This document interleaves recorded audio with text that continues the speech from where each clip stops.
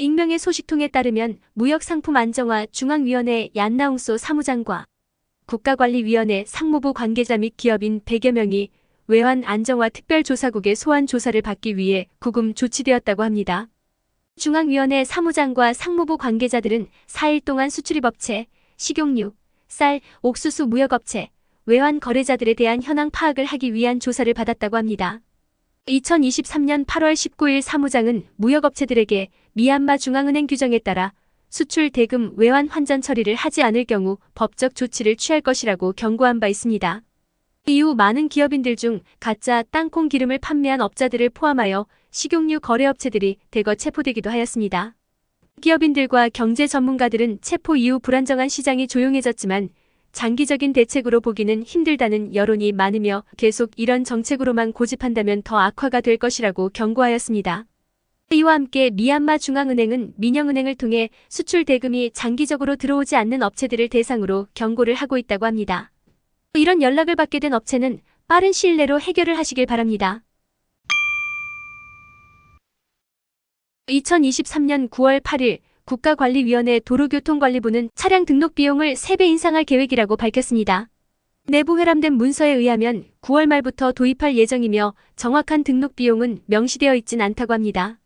만달레이 지역 상인들은 국가관리위원회 재정 부족으로 인해 차량 등록 비용 인상을 하게 되었다고 주장을 하며 국가관리위원회의 부실한 짝가치 관리로 인해 계속되는 짝가치 하락을 막지 못하고 있다고 비난하였습니다. 미얀마 히토류 광산 채굴 작업이 중단되면서 중국 히토류 가격이 거의 20개월 만에 최고치를 기록하였다고 합니다. 상하이 금속시장 자료에 따르면 히토류 가격은 킬로그램당 2,612안, 약 356달러로 급등하면서 2022년 5월 이후 최고치를 기록하였습니다. 지난 9월 6일 7일 양일간 미얀마 최대 히토류 광산 중 하나인 꺼친주 빵과 타운십 히토류 광산은 채굴 준비를 위해 일시 폐쇄가 되었다고 합니다. 치피 타운십 지역 주민들의 말에 의하면 빵과 타운십 광부들이 마을로 들어오고 있다고 전했습니다. 앞으로 1주에서 3주 정도 중단이 될 것으로 예상이 되지만 2023년 히토류 공급에 큰 영향을 주진 않을 것으로 예상하고 있습니다.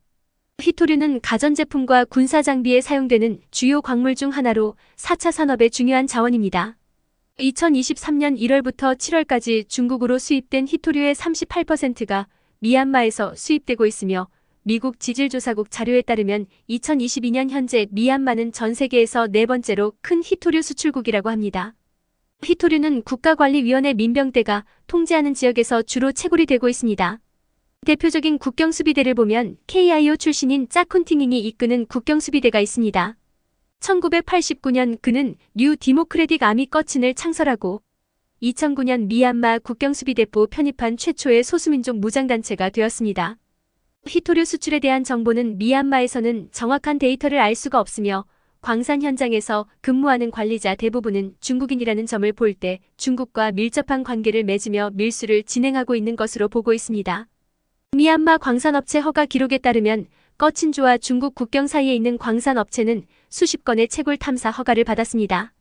2016년 17년 미얀마 EITI 기록에 따르면 꺼친주에는 148개 광산 허가 중 절반 이상이 치비 타운십과 트소로 타운십 지역에 있지만 히토류가 아닌 철, 주석, 텅스텐, 대리석, 납, 아연이 채굴되고 있다고 합니다. 2023년 9월 10일부터 13일까지 러시아 블라디보스토크 극동연방대학교에서 열린 동방경제 포럼이 개최되면서 미얀마 정부 대표단도 참석을 하였습니다. 행사에 참석한 닥터 깐조 미얀마 대외투자 경제관계부 장관은 러시아 언론사와의 인터뷰에서 미얀마 국가관리위원회는 러시아 석유 제품 구매 대금 지급을 위해 위안화 결제를 하고 있으나 앞으로 cat 루블과 양국 통화 결제가 가능하도록 협의를 하고 있다고 밝혔습니다. 이와 관련하여 2023년 10월부터 미얀마 금융 시스템에 러시아 미르 결제 시스템을 도입하기 위해 미얀마 중앙은행은 민영은행 6개와 체결을 하였다고 설명하였습니다. 이외에도 장관은 러시아 미얀마 양국 간 관광업 관련 협정 체결을 기대하고 있다고 밝혔습니다. 지난 9월 미나웅 훌라잉 위원장도 러시아 석유 제품을 구매하기 시작했다고 언급한 바 있습니다.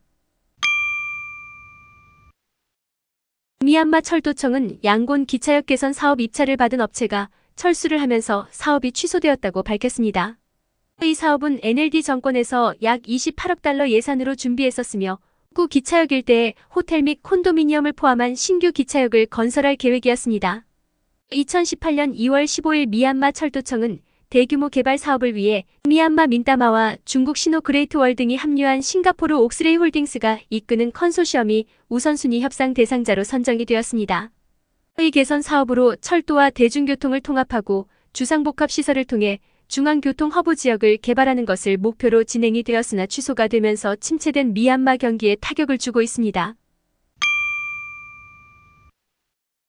미얀마 노동조합들에 의하면 국가관리위원회 노동청에서 글로벌 브랜드 발주를 받고 있는 봉제 공장을 대상으로 노동권 침해 실사조사를 실시하고 있다고 합니다. 이번 실사조사는 글로벌 브랜드를 발주받고 있는 봉제 공장들이 노동권 침해를 하고 있다는 보고 이후에 실제 일부 브랜드들이 철수 발주를 하였고 이에 대해 실사조사를 시행하게 되었다고 합니다.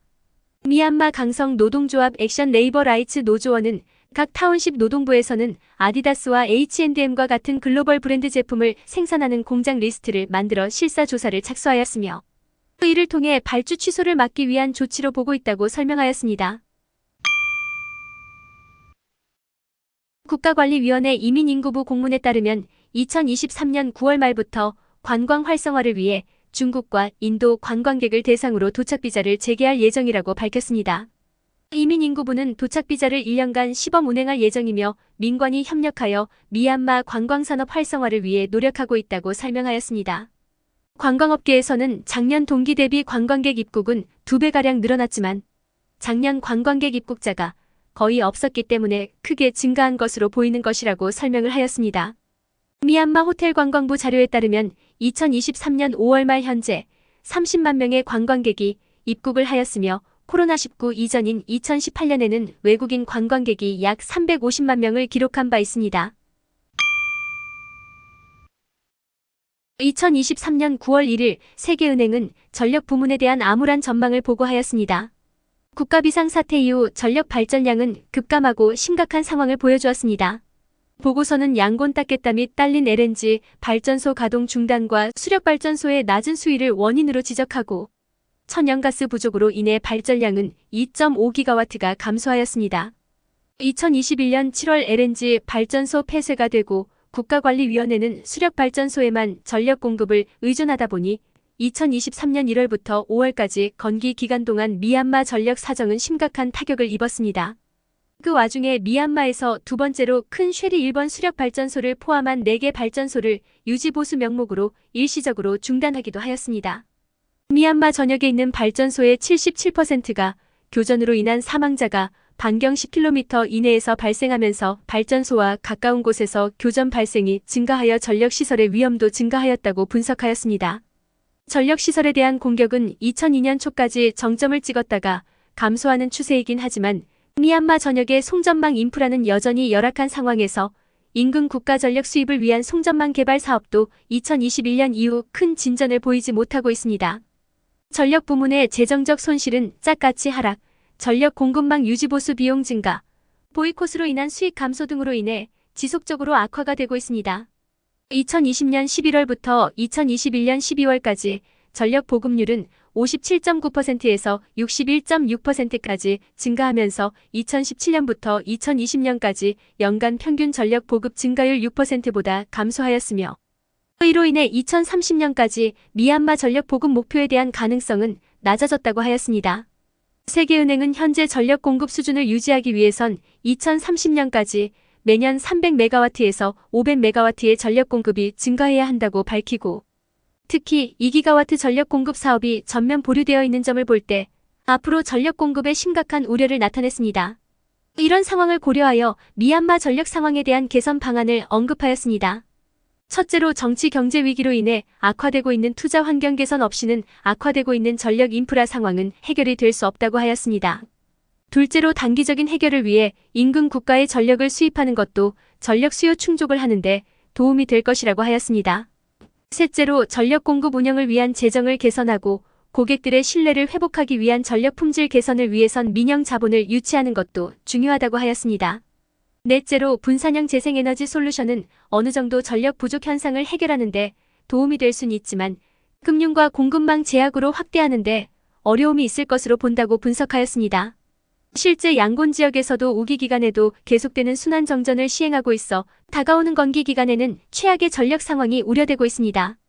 이에 가정이나 사무실에서는 소형 태양광을 활용한 인버터 설치가 증가하는 모습을 보이고 있습니다.